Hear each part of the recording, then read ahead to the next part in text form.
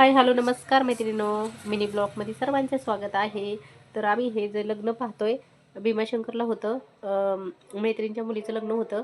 तर पूर्ण शूट केलेलं आहे आणि लॉंग व्हिडिओ बनवलेला आहे. नक्कीच बघा आणि शॉर्ट व्हिडिओमध्ये थोडंफार दाखवायचा प्रयत्न केलेला आहे. तर नक्कीच बघा. सर्वात पहिलं आम्ही इथून जायला आम्हाला 2.5 तास लागले होते. सगळ्यात पहिलं आम्ही साखरपुडा केला, त्यानंतर आम्ही हळदीचा समारंभ झाला, त्यानंतर फोटोशूट झाला नवरीचा.